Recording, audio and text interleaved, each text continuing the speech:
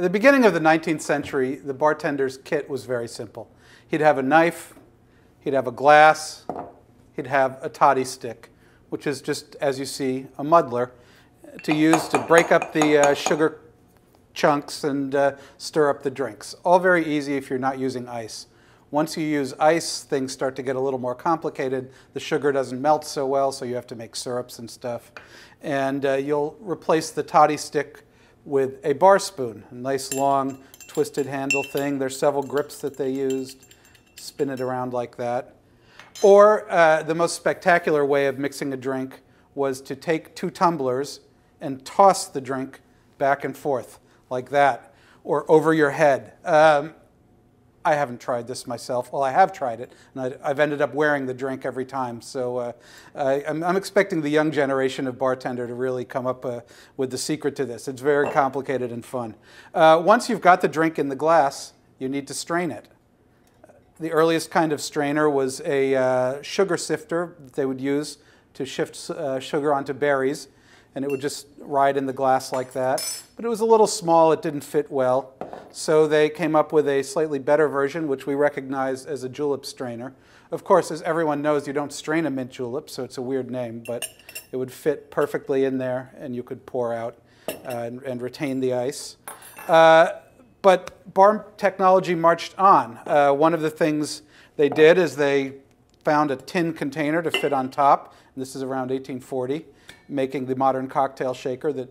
This enables you to put a lot more energy in the drink, in the mixing, to break up eggs and to pound up little bits of fruit and things like that. But if you're pouring out of this, you need a bigger strainer. So the Hawthorne strainer is introduced in the 1890s, and it's simply a wire spring that will fit to the container around a disc. It's called Hawthorne because it says Hawthorne in the middle of the original ones. Cocktail technology didn't stop there. The shakers got more elaborate. They took the simple glass and tin, made it out of silver, made them fit tightly, and make this piece of this beautiful piece of barware. This is an English one from around 1890. Works very well. It's a little hard to get it open sometimes. Also, you still need a strainer for that. So we have the 3-piece shaker pretty much as we know it now. It's got the cap for pouring. Sometimes these stick too. The strainer in the top, and finally the tin. Of course, this is a lot of pieces to lose, so bartenders don't usually use these. A sign of how bad things got with mixology is this shaker from the 1940s. Beautiful piece of aircraft aluminum with a heavily machined pouring thing on top, built-in strainer, all very nice. The problem is if you make a sour with aluminum, it tastes like aluminum, so it is in fact useless. That's how bad mixology got. A couple other tools that to show here.